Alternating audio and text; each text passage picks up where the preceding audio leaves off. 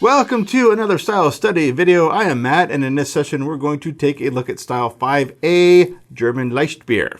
But before we do any of that, I need to get to my usual disclaimers, and I'll reiterate what's going on here if you're just jumping in at style 5. And that is that I do not represent the BJCP in any way, shape, or form. The BJCP does not authorize nor endorse a set of videos. This video in this series of videos is me documenting my journey into learning all the styles in the 2015 BJCP beer guidelines to work towards my BJCP beer judge certification. And well, I guess if you're just tuning in to Style 5, you didn't see the earlier videos where I was not in this studio. I was at my dining room table, but we're in the midst of the COVID-19 quarantine, lockdown, shelter in place, however you're referring to it as, and my wife is enjoying an evening with her friends on Zoom, so I decided to bring the beers in the studio to taste tonight. Can't say it's not old hat drinking in this area. So let's get to German Leichtbier. So overall impression, a pale, highly attenuated, light-bodied German lager with lower alcohol and calories than normal strength beers. Moderately bitter with noticeable malt and hop flavors. The beer is still interesting to drink. I did not recall that statement when I read that. It's an interesting thing to add to the end of a description. But going into the vital statistics, we have an SRM range of 2 to 5, the IBU range of 15 to 28. The original gravity ranges from 1.026 to 1.034, making the final gravity range from 1.006 to 1.010, giving a very small ABV range of 6.4 to 3.6%.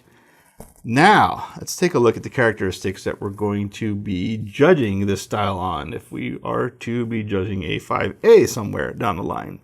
Aroma. Low to medium hop aroma with a spicy, herbal, or floral character. Low to medium low, grainy, sweet, or slightly crackery malt aroma.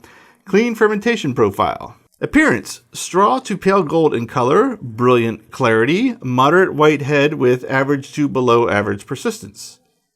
Flavor, low to medium grainy sweet malt flavor initially, medium hop bitterness, low to medium hop flavor with a spicy herbal or floral character. Clean fermentation character, well lagered, dry finish with a light malty and hoppy aftertaste.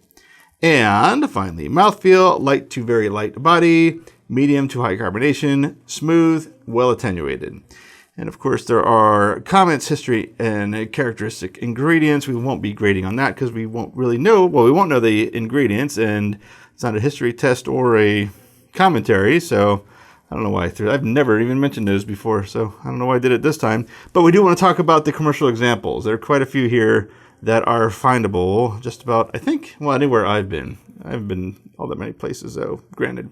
Beck's Light, Bitburger Light, Maer's Licht, Polliner Municher Hellicht, Polliner Premium Licht.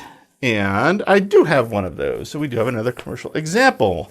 And that would be Beck's Light, or in this case, let's see, it says Beck's Premium Light.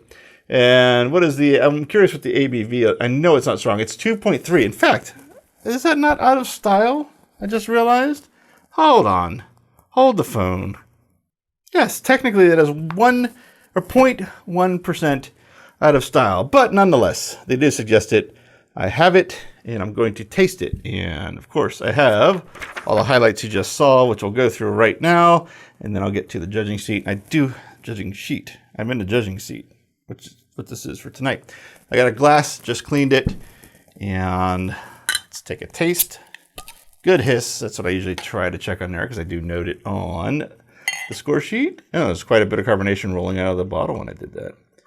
So I am going to give this kind of the competition hero pour because I think the head's going to dissipate quickly. It is a light lager. That is, I don't know what I wrote in the details, but brilliant clear better be on there because I can see through this. I can almost see through time through this. It is so clear. But let's see what we got here. So aroma, low to medium hop, low to medium low, grainy sweet or crackery, clean fermentation. We got that lager ferment, that distinctive lager fermentation yeast smell, which I have to find out what the exact words are for, because that is there's one characteristic I can find in these lighter beers, these lager beers, is that distinctive lager yeast aroma. And if there is a term for it, I want to use it. So once I go back and watch this video, hopefully I remember to look that up. But it's definitely there. I don't smell many hops, if any. And mostly like a bready, probably the crackery malt that I should be expecting. Appearance, straw, it's a pale gold, yes.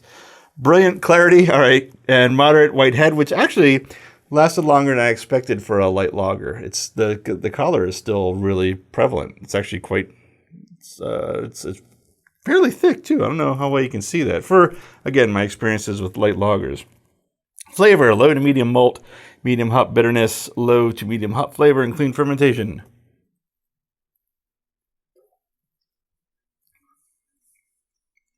It is a little bitter. It's actually more bitter than I expected. Very clean, extremely clean. And as far as the bitterness, the malty and hop flavor, I don't know. I'm going to have to dig a little deeper in the score sheet. Low, light to very light body, medium to high carbonation, smooth, definitely the high carbonation, very light bodied, almost bordering on watery, but for 2.3%, should be 2.3% is what do you expect? Smooth, yeah, there's no harshness whatsoever. I'm just going to prove it by tasting it again. Yep. All right, so I'm going to go ahead, pause the video, fill out my score sheet, and we'll get into some finer details when I get back.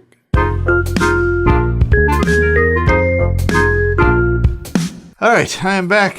Score sheet is done. A little beer left to finish off the video with, but let's get into the details here. So the top information, all the usual. This is the category information. Category 5, so category A, entry number, in this case, Beck's Light. Bottle inspection is checked off. Comments, branded cap, good hiss on opening. So, aroma. Distinctive lager aroma, clean yeast profile, very faint cracker/bread crust aroma element. The faintest of faintest floral hop aroma, barely breaking through. And I give that a 10 out of 12. For appearance, straw yellow leaning towards gold in color, extremely brilliantly clear. Small head of fine white bubbles that held to a small collar during tasting, and that is a 3 out of 3. For flavor, I said light cracker and white bread flavor on the tongue, a light and pleasurable bitterness on the finish, a very clean fermentation with a hint of lager yeast character found on the tongue, clean, light, slightly bitter aftertaste. That was all the aftertaste comment, actually. Clean, let me say that again then, so that makes sense. Clean, light, slightly bitter aftertaste. I wrote aftertaste as 2 words. That's what threw me off there. And I went 17 out of 20 on that one. Mouthfeel, very light bodied, almost watery, high carbonation with distinctive carbonic bite, thin in texture, no noticeable alcohol warmth, thirst quenching. And I gave that a 3 out of 5 on mouthfeel. Overall impression, an extremely clean beer, absolutely brilliant clarity, light and refreshing, a touch thin, even for style, an increase in malt or hops would add to the overall experience, hits most of the style points, was refreshing and well made, would love to have more on a hot day. And that was an 8 out of 10, and the final score comes out to 41 out of 50. Oh, and I failed to finish this bottom box. I knew that felt too short. So I should have reviewed this before I came back from the video. Again, just getting back into this. So let's see. I'll do that, and you know what? I'll do that. You know what? I will do a whole, and I didn't underline the rating either. So I went for classic example. For style accuracy, I went classic example. Technical merit, I went all the way to flawless. And for intangibles, I went to wonderful. Because I did enjoy this beer being a 2.3% beer, surprisingly.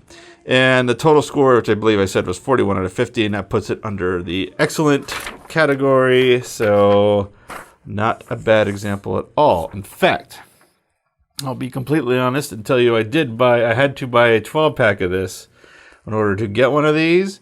And that was quite a while ago. I bought, I think, all first 8 categories at once. So it's taken me a while to get the 5.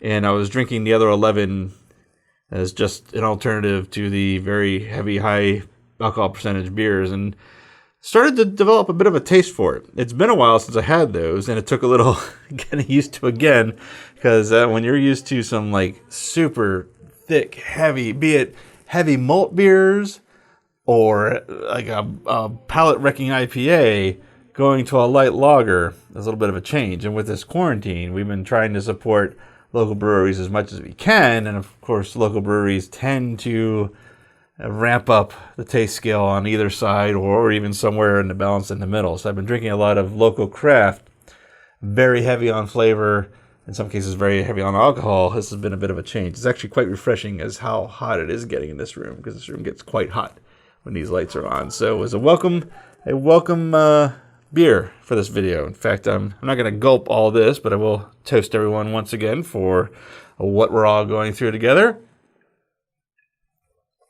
All right, whether or not you see this during the lockdown, the shelter-in-place quarantine, or after, I hope you're staying safe regardless of the situation. And I have to say thank you, of course, for watching. Oh, and I need to, of course, plug our home website, the host for all the shows that we do, neozaz.com. That's a ton of podcasts. It's the producers behind these videos, and it's where you can find a lot more things to pass the time with during all this and even when this is over. So again, that's neozaz.com.